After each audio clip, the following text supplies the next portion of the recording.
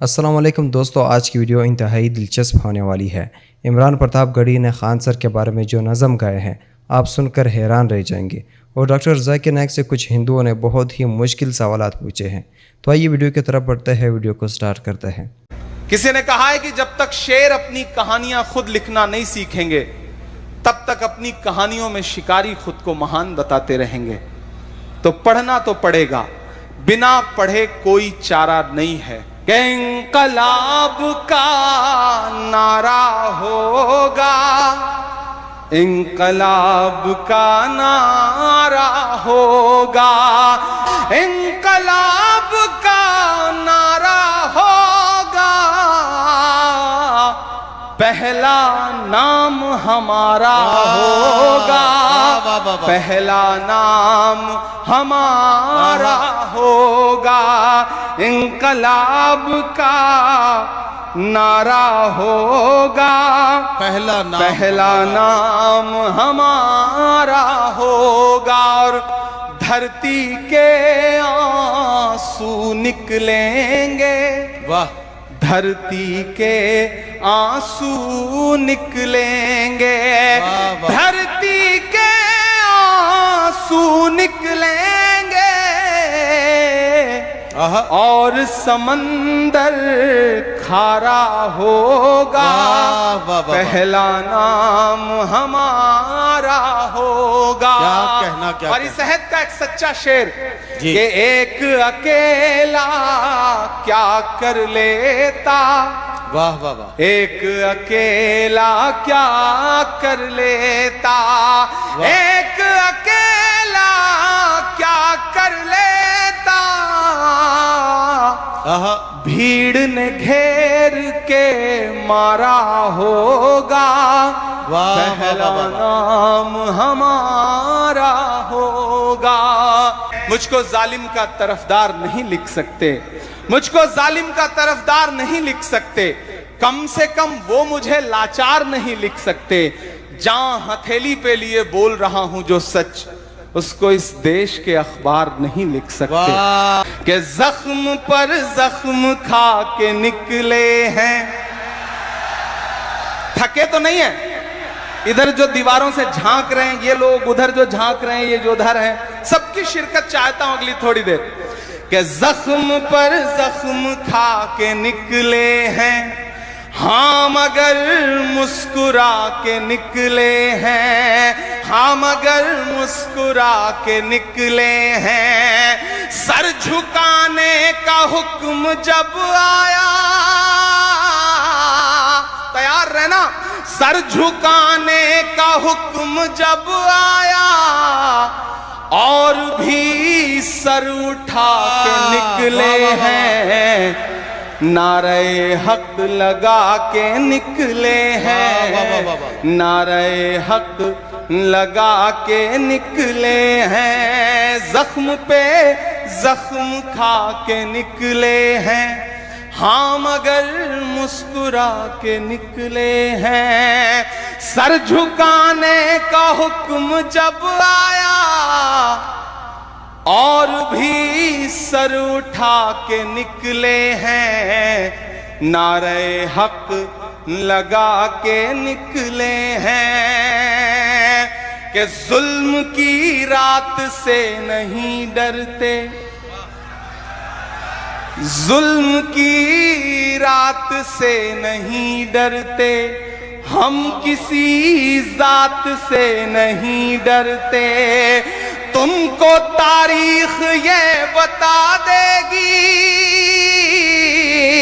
تم کو تاریخ یہ بتا دے گی، ہم کسی بات سے نہیں ڈرتے، ہم کسی بات سے نہیں ڈرتے، ظلم کے حاکموں کے چہرے پر آئینہ ہم دکھا کے نکلے ہیں، نعرہ حق لگا کے نکلے ہیں، نعرہ حق لگا کے نکلے ہیں۔ بہت شکریہ، بہت محبتیں۔ کسی نے کہا ہے کہ جب تک شعر اپنی کہانیاں خود لکھنا نہیں سیکھیں گے तब तक अपनी कहानियों में शिकारी खुद को महान बताते रहेंगे। तो पढ़ना तो पड़ेगा, बिना पढ़े कोई चारा नहीं है। 1956 में 35वें प्रेसिडेंट के तौर पर अमेरिका के राष्ट्रपति बनने से 4 साल पहले John F Kennedy Harvard university में स्टूडेंट से खिताब कर रहे थे, और खिताब करते हुए उन्होंने कहा था कि अगर कुछ शायरों को सियासत आती और सियासतदानों को शायरी समझ में आती तो ये दुनिया रहने के लिए और खूबसूरत हो सकती थी। मैं उसके बीच में पुल बनाने की कोशिश कर रहा हूं, और वहां जाकर भी जब मैं सियासत में आया तो लोगों ने कहा अब आवाज बंद हो जाएगी, अब चुप हो जाएगा, अब नहीं बोलेगा। लेकिन वसीम मलिक ने कहा है कि मैं इसलिए जिंदा हूं कि मैं बोल रहा हूं, दुनिया किसी गूंगे की कहानी नहीं लिखती। मैं एक मतला और 2 शेर पढ़ता हूं, जरूरी है इसलिए पढ़ दे रहा हूं। आज इस मुशायरे में कोई सियासी टिप्पणी नहीं करूंगा क्योंकि सिर्फ शायर बन के खड़ा हूं, लेकिन मुझे लगता है कि ये एक मतला और 2 शेर पढ़ देना चाहिए मुझे।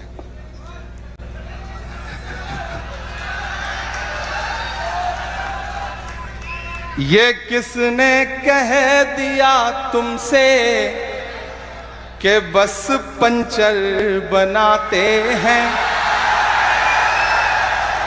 कोई नाम नहीं, कोई इशारा नहीं, आप बहुत समझदार हैं, पढ़े लिखे लोग यहां बैठे हैं।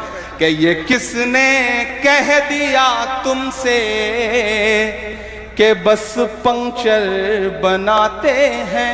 तैयार रहना अगले मिसरे पे। अपनी आंखों में कर्नल सोफिया कुरैशी को रखना, अपनी आंखों में ब्रिगेडियर उस्मान को रखना, बीर अब्दुल हमीद को रखना, अपनी आंखों में पहलगाम के अटैक के बाद पहली शहादत देने वाले झंटू अली शेख को रखना। ये तमाम चेहरे अपनी आंखों में रखना और इमरान के इन मिसरों को पूरे हिंदुस्तान में पहुंचाना कि ये किसने कह दिया तुमसे कि बस पंक्चर बनाते हैं। ये दिया तुमसे कि बस पंक्चर बनाते हैं। वतन पे हंस के जो कट जाएं ऐसे सर बनाते हैं। वतन पे हंस के जो कट जाएं ऐसे सर बनाते हैं। वतन पे हंस के जो कट जाएं ऐसे सर बनाते हैं। फिर से पढ़ना।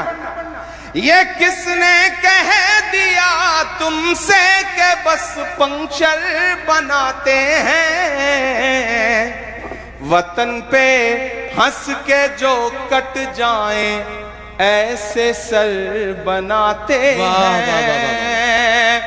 और बाबा ताजुद्दीन ट्रस्ट है, कहीं लोगों के आशियाने बना रहा है, कहीं बच्चों को पढ़ा रहा है।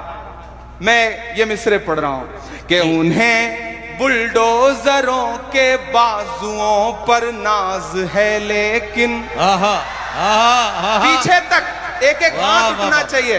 उन्हें बुलडोजरों के बाजुओं पे नाज है, लेकिन हमारा फर्ज है हम बेघरों के घर बनाते हैं। हमारा फर्ज है हम बेघरों के घर बनाते हैं। हमारा फर्ज है हम बेघरों के घर बनाते हैं। और आखिरी शेर इस गजल का पढ़ता हूं, फिर एक नज्म आपको सुनाऊंगा कि अजब है कैनवस उनका, अजब उनकी कलाकारी। अजब है कैनवस उनका, अजब उनकी कलाकारी। अजब है कैनवस उनका, अजब उनकी कलाकारी। अजब है कैनवस उनका, अजब उनकी कलाकारी। वो जो मंजर बनाते हैं लहू में तर बनाते हैं। वो जो मंजर बनाते हैं लहू में तर बनाते हैं।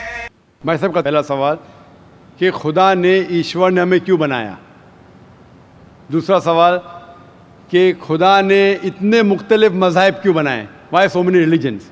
اور تیسرا سوال خدا کانٹرڈکٹ کیوں کرتا ہے, خدا اختلاف کیوں کرتا ہے, پہلے یہ پہلے وہ, پھر بھگوت گیتا میں, پھر قرآن میں, کیوں ایسا کانٹرڈکشن ہے. 3 سوال برابر. پہلا سوال کہ خدا نے ہمیں کیوں بنایا ہے, اس کے اوپر پوری تقریر کیا ہوں میں. Purpose of creation, purpose of creation پوری تقریر ہے میری 1.5-2 گھنٹے کی, سوال جواب کے ساتھ 3-3.5 گھنٹے کی, وقت نہیں ہے لیکن مین پوائنٹ کہوں گا. اللہ تعالیٰ فرماتے ہیں سورہ ملک میں, سورہ نمبر 67 ورس نمبر 2 میں, الذی خلق الموت والحیات, کہ اللہ سبحانہ و تعالیٰ نے موت اور زندگی بنائی تاکہ وہ یہ جان سکے آپ لوگ میں سے کون اچھا ہے, to test which of you is good in deeds. اللہ سبحانہ و تعالیٰ کے کئی مخلوقات ہیں, سب سے بہترین مخلوق ہے انسان. باقی جتنے مخلوقات ہیں وہ مسلم ہیں, وہ آلریڈی اللہ سبحانہ و تعالیٰ کا کہنا مانتے ہیں. ابھی جو انسان ہیں ان کو اجازت دی گئی ہے, فری ول دی گئی ہے کہ وہ اللہ کی بات مانے یا نہ مانے. Almighty God has given us the free will. Free will دیا گیا ہے کہ آپ چاہو تو اللہ کی بات مانو, چاہو تو نہ مانو.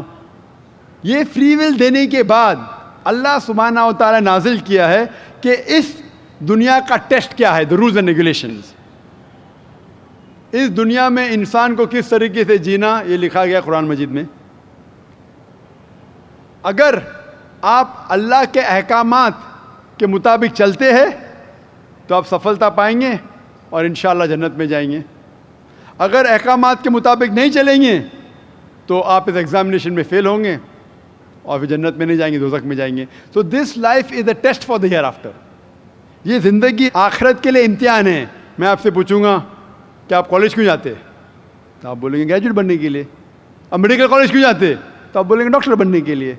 تو ہم یہ دنیا میں آئے ٹیسٹ پاس کرنے کے لیے, کیونکہ اس دنیا میں آنے کے پہلے سورہ اعراف سورہ نمبر 7 آیت نمبر 172 میں لکھا ہے کہ اللہ سبحانہ و تعالیٰ نے ساری انسانیت کو, آدم سے اب تک ساری انسانیت کو, from the lines of Adam کھڑا کیا, پوچھا کہ کون ہے عبادت کے لائق, اور سب نے کہا صرف ایک اللہ سبحانہ و تعالیٰ. پھر اللہ تعالیٰ نے پوچھا کہ کون یہ ٹیسٹ کرنا چاہتا ہے, تو انسان ہم بیوقوف تھے جو یہ ٹیسٹ کرنے کے لیے آئے, کیونکہ باقی لوگ جو پتھر, پہاڑ, جانور, یہ سب مسلم ہیں, پر ان کے پاس چوائس نہیں ہے. اگر آپ کے پاس چوائس نہیں ہے, فرشتے کے پاس چوائس نہیں, جو بھی اللہ کہتے وہ ان کی بات مانتے. لیکن ہم کو چوائس دینے کے بعد اگر ہم اللہ کی بات مانیں تو ہم فرشتے کے اوپر ہو جائیں گے, اگر نہیں مانیں گے تو فرشتے کے نیچے شیطان کے ساتھ ہوئیں گے. تو ہم نے بولے نہیں, ہم کو تو فرسٹ کلاس فرسٹ آنا ہے, تو آ گئے ہم وہاں پر, ہم اس دنیا میں. ٹھیک ہے, تو یہ ٹیسٹ ہے, اور انسان سب سے اچھی مخلوق ہے, best creation of almighty God. So this life is a test for the hair after.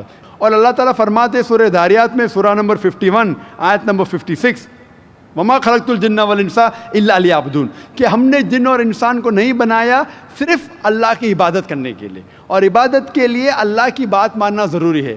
So this life is a test for the hereafter. یہ جو زندگی ہے آخرت کے لیے ہمارے لیے امتحان ہے.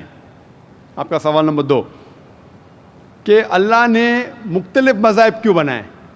اللہ نے صرف ایک ہی مذہب بنایا ہے, ایک ہی دین, جس کا نام قرآن میں ہے سورہ ال عمران سورہ نمبر 3 آیت نمبر 19 میں, ان الدین عند اللہ الاسلام, the only religion acceptable in the sight of Allah is Islam. صرف ایک ہی دین جو اللہ کے نزدیک صحیح ہے وہ اسلام. اسلام کے معنی ہے امن, پیس. اسلام کے معنی ہے to submit your will to God, خود اپنے خواہش سے اللہ کے احکامات کے مطابق زندگی کو بسر کرنا. اسلام کا مطلب یہ نہیں کہ محمد سلطان ذاکر, اسلام مطلب اللہ کے احکامات پہ عمل کرنا اور امن حاصل کرنا. تو جتنے پیغمبر آئے صرف اسلام سکھائے. مذہب ایک ہی ہے لیکن مذہب کا پیغام بدلا گیا. جس طریقے سے جو پہلے بھائی صاحب کے سوال میں نے جواب دیا تھا کہ سارے پیغمبر کا اہم پیغام تھا کہ خدا ایک ہے, صرف اس کی عبادت کرو, اور آخری پیغمبر محمد صلی اللہ علیہ وسلم ہے. باقی چیز میں لٹل بٹ ڈفرینس ہوگا, but the basic message was the same. Basic جو پیغام تھا, ایک خدا, صرف اس کی عبادت کرو, اس خدا کی کوئی پرتیما نہیں, بت پرستی غلط ہے, اور اس ایشور کے آخری پیغمبر محمد صلی اللہ علیہ وسلم. لیکن کیونکہ وقت جانے کی وجہ سے جو پیغام جو دیا گیا تھا وہ بدلتا گیا, جیسا میں نے کہا. تو جتنی مذہبی کتابیں جو قرآن کے پہلے آئے, کوئی بھی مذہبی کتاب محفوظ نہیں ہے. ہندو اسکالرس خود کہتے ہیں کہ the Vedas have been changed. Bible scholars خود کہتے ہیں بائبل ہیو بین چینجڈ.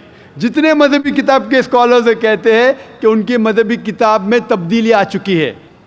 لیکن قرآن میں الحمدللہ, اور جو دشمن اسلام ہیں, اکارڈنگ ٹو ولیم مور, جو ایک اسلام کا بہت گریٹ کرٹک ہے, اسلام کے خلاف بات کرتا ہے, وہ پھر بھی کہتا ہے 200 سال پہلے کہا کہ ایک واحد مذہبی کتاب جو 1200 سال تک کے محفوظ ہے وہ ہے قرآن.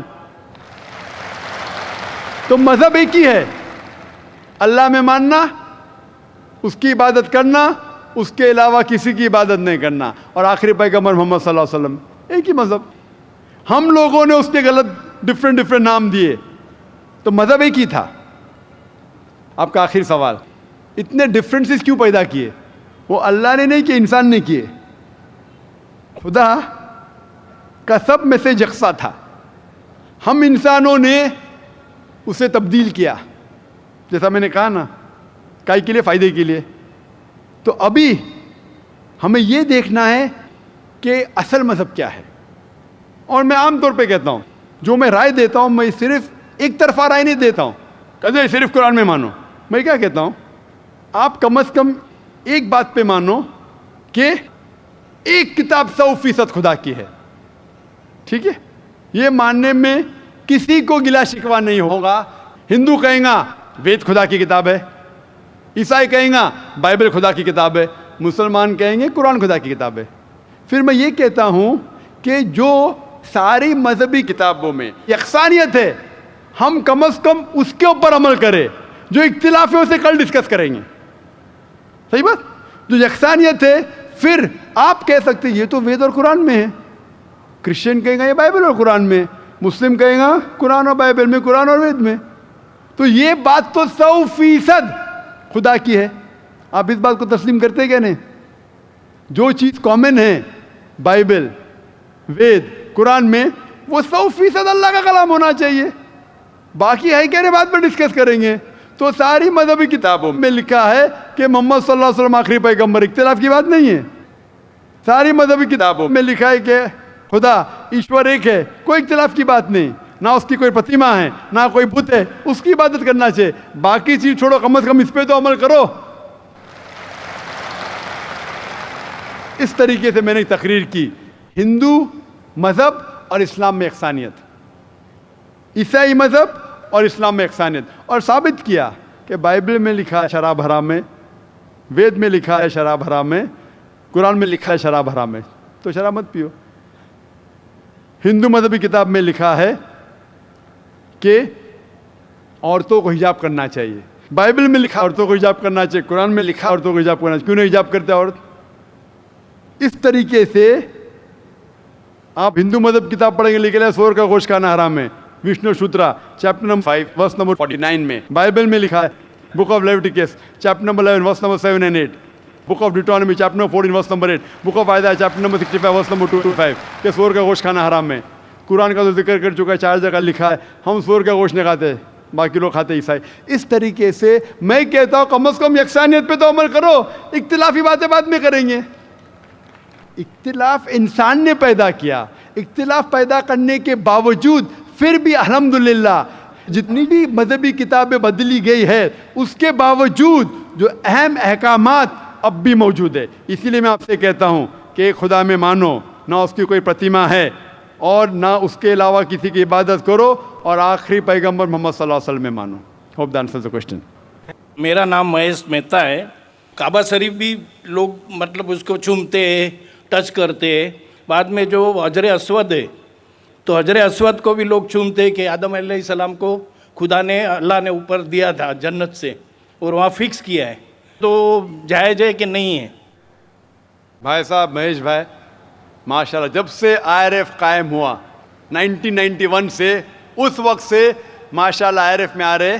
اور اگر کوئی شخص, جب ہماری ویڈیو لائبریری شروع ہوئی تھی, اگر کوئی شخص جس نے سب سے زیادہ کیسٹ دیکھا ان چند سالوں میں وہ ہے مہیش بھائی ماشاءاللہ.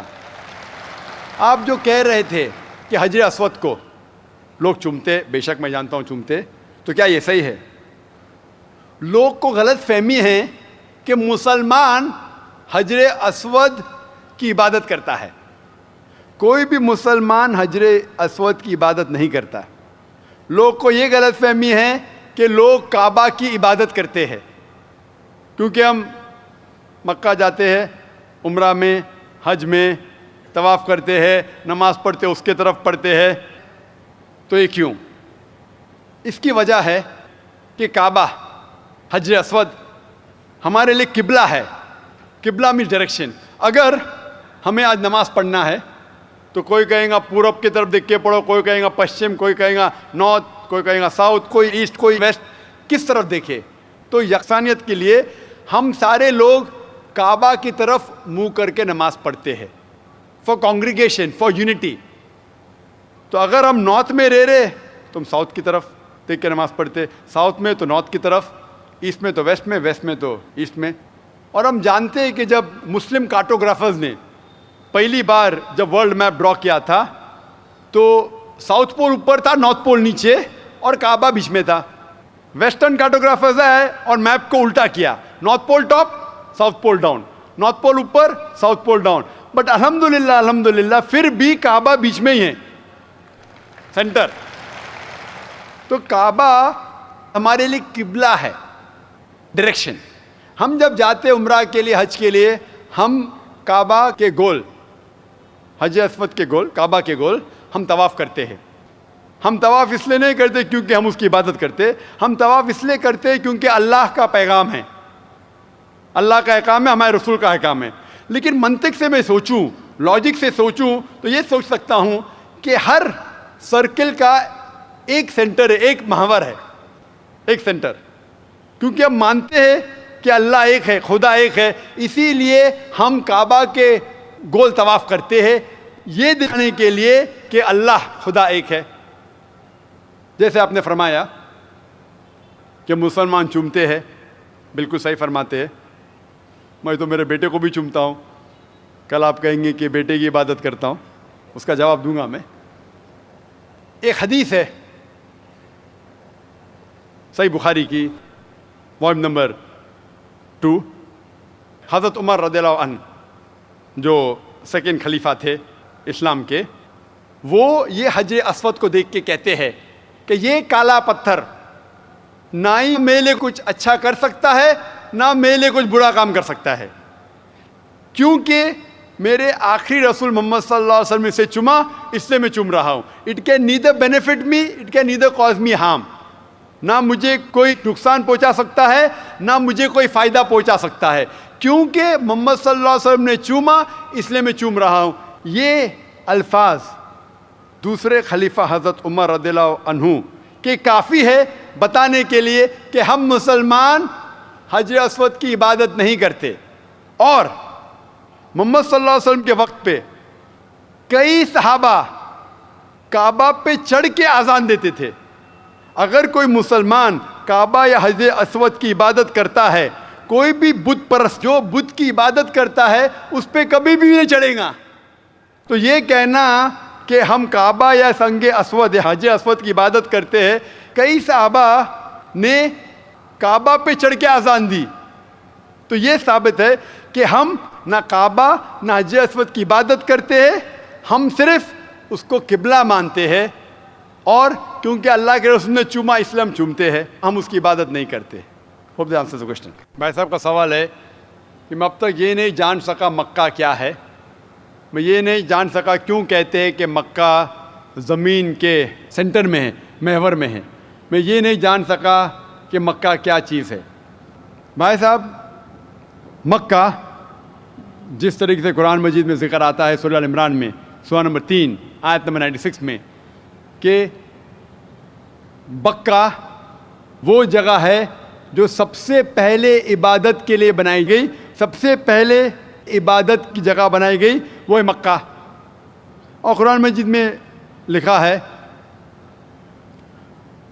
سورہ اسراء میں چیپٹر نمبر 17 آیت نمبر 1 میں کہ اس کے ارد گرد امن ہے, اور مکہ کو کہا گیا ہے دار الامن.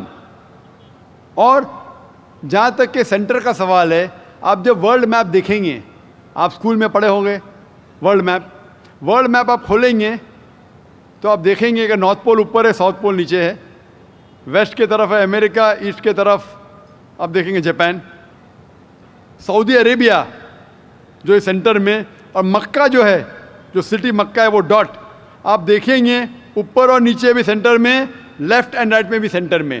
تو اسی لیے ورلڈ میپ آپ دیکھیں گے تو مکہ از ان دا سینٹر, مطلب محور ہے. تو that is one of the meanings. But real ہے کیا وہ دار الامن ہے, اور وہ امن کی جگہ ہے, اور وہ پہلی عبادت کے لیے جگہ بنائی گئی. اللہ سبحانہ و تعالیٰ فرماتے قرآن مجید میں, I see the people's means like the bhakt of Allah, they pierce their body and their means they do rally out on the road. What is it actually? بھائی صاحب نے سوال کیا کہ ہم دیکھتے ہیں کہ مسلمان لوگ اپنے جسم کو مارتے ہیں اور خون کرتے ہیں, کیا ہے؟ قرآن مجید میں کہا بھی نہیں لکھا ہے کہ مسلمان شوڈ پیئرس دی باڈی. قرآن مجید میں کہا نہیں لکھا ہے کہ اپنے جسم کو مارنا چاہیے. جہاں تک کہ صحیح حدیث ہے, صحیح حدیث میں اللہ کے رسول فرماتے ہیں اگر انتقال ہوتا ہے آپ کے گھر والے کا یا کوئی نقصان ہوتا ہے, میکسیمم آپ 3 دن تک سوگ منا سکتے ہیں, 3 دن سے زیادہ نہیں, کیونکہ کسی کا بھی انتقال ہوتا ہے وہ اللہ کی طرف سے ہے. تو انتقال ہونے کے بعد بھی, موت کے بعد بھی اگر آپ کو سوگ منانا ہے, اگر آپ کو you want to wail and cry, maximum 3 days. تو یہ قرآن اور حدیث کے مطابق نہیں ہے, اور کوئی بھی کرتا ہے تو قرآن کے خلاف کرتا ہے. Hope the answer the question. بہن نے اچھا سوال پوچھا ہے کہ ان کی ایک سہیلی نے کہا کہ مسلمان آخرت میں جنت میں جائیں گے, غیر مسلم دوزخ میں جائیں گے. مسلم مطلب وہ جو امن حاصل کرتا ہے, اللہ سبحانہ و تعالیٰ کے احکامات کے مطابق چلتا ہے, قرآن اور صحیح حدیث پہ عمل کرتا ہے, اسے کہتے ہیں صحیح مسلم. یہ بالکل صحیح ہے کہ جو عملی طور پہ صحیح مسلمان ہے وہ انشاءاللہ جنت میں جائے گا. لیکن آپ کا سوال تھا کہ جو غیر مسلم اچھے اعمال کرتے ہیں وہ کیوں نہیں جنت میں جائیں گے؟ بہن, جنت میں جانے کے لیے 4 شرائط ہے. جب میں میرا 10th اسٹینڈرڈ پاس کیا, میں سینٹ پیٹرس اسکول سے فارغ ہوں, جب میں ICSE میں تھا 10ویں میں, میرے ایگزامینیشن میں 6 کمپلسری سبجیکٹس تھے. انگلش, میتھمیٹکس, سائنس, جغرافی, history, Hindi, 6 subjects compulsory. 6 subjects میں پاس ہونا کمپلسری ہے. اسی طریقے سے انسان کو جنت میں جانے کے لیے 4 شرائط ہے. یہ لکھا ہے سورہ العصر میں, سورہ نمبر 103 آیت نمبر 1 2 3, جس میں اللہ تعالیٰ فرماتے والعصر ان الانسان لفی خسر الا الذین آمنوا وعملوا الصالحات وتواصوا بالحق وتواصوا بالصبر. اللہ سبحانہ و تعالیٰ قسم کھا رہے ہے وقت کی, عصر کی, بے شک انسان خسارے میں ہے. صرف وہ لوگ جو 4 چیز میں سفلتا پاتے ہیں وہ لوگ خسارے میں نہیں ہیں. اور یہ 4 چیزیں ایمان, عمل صالحات, وتواصوا بالحق, وتواصوا بالصبر. جس طریقے سے مجھے 10th اسٹینڈرڈ پاس کرنے کے لیے 6 سبجیکٹس میں پاس ہونا کمپلسری ہے. مثال کے طور پہ اگر مجھے میتھمیٹکس, انگلش, ہسٹری, جغرافی, سائنس میں 99% مارکس ملتے ہیں, 99%, اور ہندی میں صرف مجھے 10% ملتے ہیں, اینڈ پاسنگ مارکس از 40%.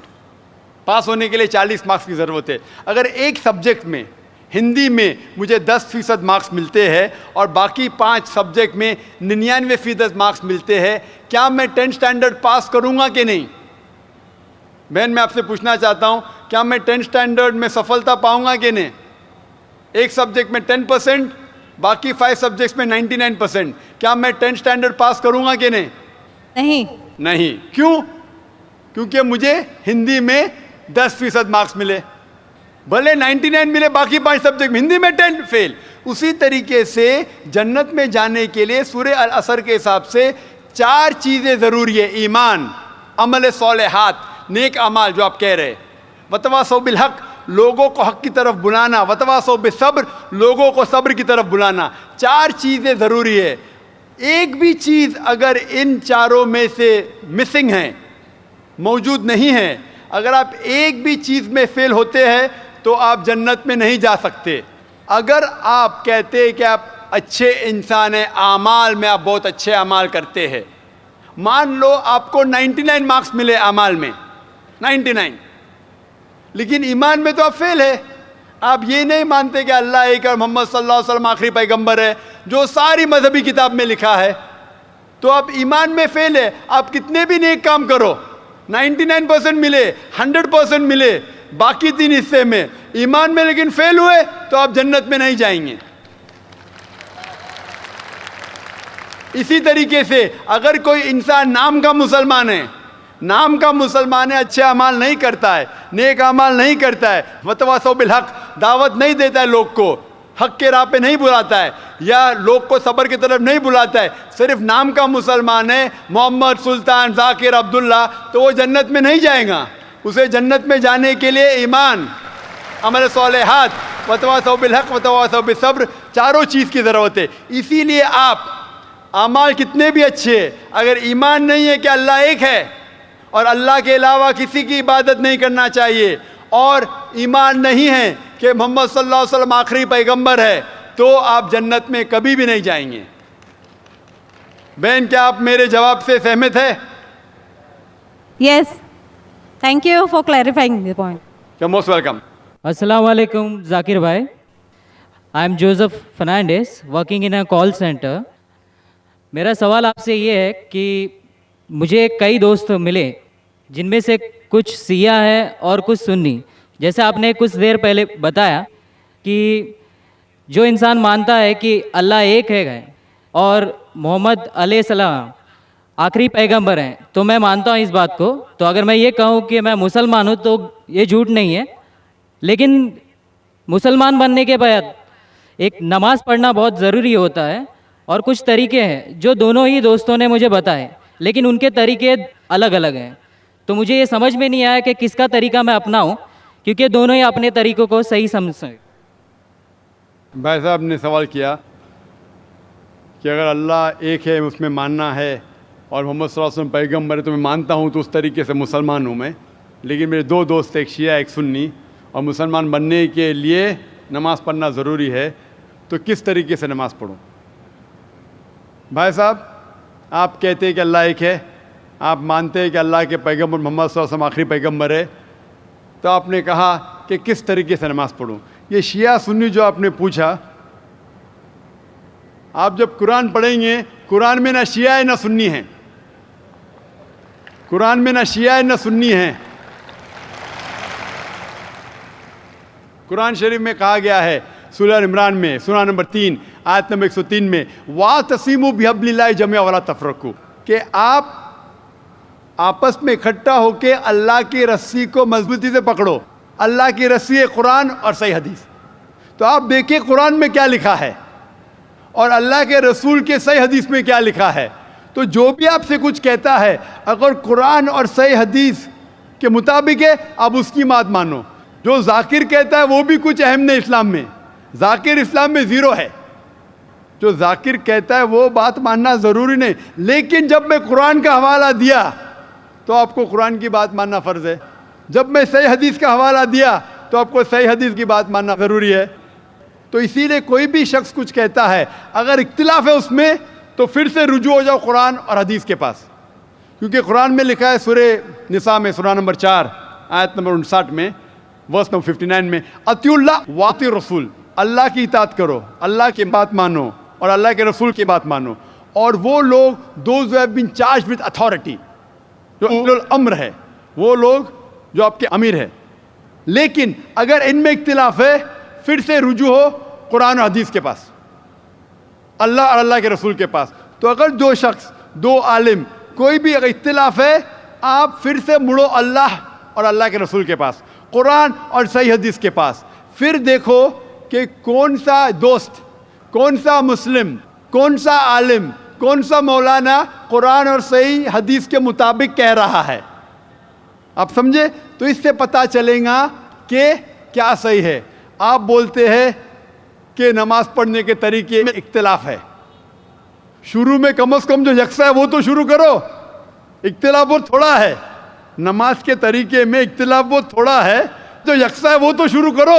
اگر آپ مسلمان بننا چاہتے ہیں تو اتنا وقت کیوں لے رہے؟ خالی نام کے مسلمان ہونا ضروری نہیں ہے, وہ کوئی فائدہ نہیں. عملی طور پہ مانو کہ اللہ ہے کہ اس کی عبادت کرو اور آخری رسول محمد صلی اللہ علیہ وسلم پہ ایمان لاؤ, اور اس کے بعد پھر تحقیق کرو. آپ کے دو دوست لوگ جو بول رہے قرآن سے کون میچ کرتا ہے, صحیح حدیث سے کون میچ کرتا ہے, کیونکہ اللہ کے رسول فرماتے, صحیح بخاری کی حدیث ہے, اس طریقے سے نماز پڑھو جس طریقے سے آپ نے مجھے دیکھا. تو جو صحیح حدیث سے ثابت ہے, قرآن اور صحیح حدیث سے, اس طریقے سے نماز پڑھو. لیکن اگر 19-20 فرق ہے, کم از کم جو یکساں ہے وہ تو شروع کرو. اختلافی باتوں پہ تحقیق کرو, انشاءاللہ پتہ لگ جائیں گا آپ کو کیا صحیح ہے. تو انشاءاللہ ابھی آپ صرف نام کے مسلمان مت نہ ہو, عملی طور کے اوپر مانو کہ اللہ ہے کہ اور اللہ کے رسول محمد صلی اللہ علیہ وسلم آخری پیغمبر ہے. نمستے, میں جیا بوراڑے, ساؤتھ انڈین. میں وی ٹی میں کام کرتی ہوں, کاؤنٹنگ میں. میرا سوال یہ ہے, مسلم کاسٹ میں نبیوں کو بھیجتے ہیں کہ ہندو, مسلم, سکھ, عیسائی سب ایک ہے, تو پنڈت لوگ کو بھی اللہ تعالیٰ نے بھیجا ہے کہ سب کاسٹ ایک ہی ہے, تو وہ ایک بھی بار ہم لوگوں کو بولتے نہیں ہیں کہ سب ایک ہی ہے, وہ صرف اپنا ہی بولتے ہیں. ایسا کیوں؟ بہن نے سوال کیا ہے کہ مسلم مذہب میں کہتے ہیں کہ ہندو مسلم سب ایک ہے, لیکن ہمارے پنڈت ایسا نہیں کہتے, کیوں؟ اگر قرآن پڑھیں گے تو جیسا میں نے کہا کہ مذہب اللہ کے نزدیک ایک ہی ہے, اسلام اور کوئی نہیں. اسلام مطلب امن حاصل کرنا اپنی خواہشیں اللہ کے احکامات کے مطابق. لیکن قرآن مجید میں لکھا ہے سورہ حجرات میں, سورہ نمبر 49, چیپٹر 49, ورس نمبر 13, یا ایھا الناس انا خلقناکم من ذکر و انثی وجعلناکم شعوبا وقبائل لتعارفوا ان اکرمکم عند اللہ اتقاکم ان اللہ علیم خبیر, کہ اے انسانوں, ہم نے تمہیں بنایا ہے ایک پیر سے, ایک جوڑے سے, آدمی اور عورت کے جوڑے سے, اور آپ کو تقسیم کیا ہے قبائل میں تاکہ آپ ایک دوسرے کو پہچان سکے, نہ کہ آپ ایک دوسرے سے نفرت کریں. اور سب سے بہترین انسان وہ ہے جو تقویٰ رکھتا ہے. تو سارے مذہب کے لوگ ایک نہیں ہیں, سارے انسان ایک ہے. ایک انسان دوسرے انسان سے اونچا دولت کے وجہ سے نہیں ہے, جنس کے وجہ سے نہیں ہے, عمر کے وجہ سے نہیں ہے, پیسے کے وجہ سے نہیں ہے, لیکن ہے تقویٰ کی وجہ سے. تقویٰ مطلب پائٹی, رائچسنس. جس کو اللہ سبحانہ و تعالیٰ کا زیادہ خوف ہے, جو اللہ سے زیادہ قریب ہے, وہ انسان اونچا انسان ہے.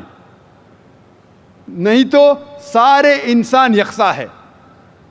جہاں تک کہ آپ نے کہا کہ پنڈت لوگ یہ کیوں نہیں کہتے کہ سارے انسان سیم ہیں, کیونکہ جب آپ ہندو مذہب کی کتاب پڑھیں گے, وید اور باقی کتاب, اس میں لکھا ہے کہ خدا نے اپنے سر سے پیدا کیا برہمن کاسٹ کو, اپنے چھاتی سے پیدا کیا شتریہ کلاس کو. برہمن مطلب لرنڈ کاسٹ, ودوان کلاس. شتریہ مطلب وارڈیئر کاسٹ, سولجرز. اور اپنے تھائی سے, اپنے جانگ سے یا اپنے پیٹ سے پیدا کیا ویشیاز, بزنس کلاس. اور اپنے فیٹ سے, پیر سے پیدا کیا شودرا. اور یہ کاسٹ سسٹم جو لکھا ہے آپ دیکھیں گے منوسمرتی میں ہے, وید میں ہے, یہ اس میں مانتا نہیں ہر ہندو. کیوں؟ کیونکہ یہ انسانیت کو تقسیم کرتا ہے. ہمارے اسلام میں سارے انسان, چاہے گورا یا کالا, امیر یا غریب, راجا یا فقیر, अल्लाह के नज़दीक इंसान यकसा है। ऊंचा तब होता है जब तकवा ज़्यादा है तो और अच्छा इंसान है। तो हम मानते हैं कि पैसे से या रंग से या जात पात से इंसान जन्नत में नहीं जा सकता है। इसके बारे में और अगर आप चाहते हैं तो आप मेरी तकरीर सुनो, हिंदू मज़हब और इस्लाम में यकसानियत, और इसके बारे में और डिटेल्स में कहा regarding caste system. Hope the answer the question system. Mic number 2 में अगर कोई गैर मुस्लिम भाई लाइन में हो माइक नंबर 2 में तो सवाल कर सकते हैं। नमस्ते सर, मेरा नाम विक्की सोनौन है। I am a student of computer engineering. मेरा सवाल ये था कि इतने सालों से जो हमारे रिलीजियस बुक्स आए हमारे पास और हम लोग स्टडी नहीं कर पा रहे, जो आज आपने प्रोग्राम लिया, जो वेद गीता में से बताए हमें, आज मैंने अभी पढ़ना शुरू किया है, मगर इतने सालों से कोई पढ़ रहा क्यों नहीं है? आप इसके ऊपर क्या कहना चाहेंगे? भाई ने अच्छा सवाल किया है कि हम गैर मुस्लिम अपनी मजहबी किताब पढ़ते ही नहीं। मेरी तकरीर सुनने के बाद भाई साहब ने शुरू किया पढ़ना। तो क्यों नहीं पढ़ते? क्योंकि अक्सर दिगर मज़ाहिब के धर्म गुरु वो नहीं चाहते कि उनके मज़हब के मानने वाले अपनी मजहबी किताब पढ़े। क्यों? क्योंकि अगर आप मजहबी किताब पढ़ेंगे तो ये दिगर मज़ाहिब के धर्म गुरुओं की दुकान कैसे चलेंगी? आप समझे? तो इसीलिए जो कुरान में लिखा है सबसे बेहतरीन जिस तरीके से गैर मुसलमान से कोई मुस्लिम बात कर सकता है वो सूरह इमरान सूरह नंबर 3 आयत नंबर 64, तालौ इला कलमतिन सवाइम बैना बैनकुम, आओ हम उस बात की तरफ जो आप और हम में यकसा है। इसीलिए मैं जब तकरीर करता हूँ यकसानियत के बारे में करता हूँ। मैं इख्तिलाफी तकरीर भी कर सकता हूँ लेकिन उससे कोई फ़ायदा नहीं। मैं चाहता हूँ कि आप हक़ की तरफ आए, और इंशाअल्लाह मेरी अगली तकरीर जो अगले शनिचर है वो है कि खुदा का तसव्वुर मुख्तलिफ मज़ाहिब में, concept of God in the major world religions. लोग धर्म गुरु ये नहीं चाहते कि उनके धर्म के मानने वाले अपने धर्म की किताब पढ़े। इसीलिए मैं कहता हूँ कि हिंदू लोग जो हिंदू है, मैंने लास्ट टाइम कहा था आज़ाद मैदान में जब लेक्चर हुआ था 2001 में, तकरीबन 7 साल पहले, मैंने कहा था गवर्नमेंट से कि गवर्नमेंट संस्कृत पे तवज्जो देना चाहिए। हिंदुओं को कहना चाहिए संस्कृत पढ़ो, अपनी मजहबी किताब पढ़ो, तो आप खुदा के और करीब आएंगे, खुदा के करीब और आएंगे, आप और हम में और भाईचारा बढ़ेगा। Hope this answer the question brother. Thank you sir. Mic number 1 से अगर कोई सवाल हो तो कर सकते हैं गैर मुस्लिम भाई। तो मेरे प्यारे मुअज़्ज़िज़ नाज़रीन, ये थी हमारी आज की वीडियो। इमरान प्रतापगढ़ी का नज़म तो आप लोगों ने सुन लिया, उम्मीद है कि आपको पसंद आया। इन्होंने बहुत ही ज़बरदस्त नज़म गाया। और दोस्तों डॉक्टर ज़ाकिर नाइक का बेहतरीन सा लेक्चर भी आप लोगों ने सुन लिया। कुछ हिंदुओं ने डॉक्टर ज़ाकिर नाइक से जो सवाल किए उसका जवाब डॉक्टर ज़ाकिर नाइक ने कुरान और हदीस से हवाला देकर समझे। उम्मीद है कि आप भी समझ के होंगे। तो दोस्तों डॉक्टर ज़ाकिर नाइक के बारे में और इमरान प्रतापगढ़ी के बारे में अपनी कीमती राय का इजहार कमेंट सेक्शन में ज़रूर कीजिए। और अगर आपका भी कोई सा सवाल है आप भी कमेंट सेक्शन में पूछ सकते हैं। इंशाअल्लाह ताला आपको भी ज़रूर रिप्लाई मिलेगा। तो दोस्तों वीडियो कैसी लगी, वीडियो को लाइक और चैनल को सब्सक्राइब करना बिल्कुल ना भूलिए। और इस तरह मज़ीद वीडियो देखने के लिए बेल आइकन को ज़रूर प्रेस करें ताकि आपको नई वीडियो आने की नोटिफिकेशन मिल जाए। तो दोस्तों और अगर आपका भी कोई सा सवाल है आप बिना झिझक कमेंट सेक्शन में पूछ सकते हैं। इंशाअल्लाह ताला आपको ज़रूर रिप्लाई मिलेगा। तो मिलते हैं नेक्स्ट वीडियो में, तब तक के लिए अल्लाह हाफ़िज़।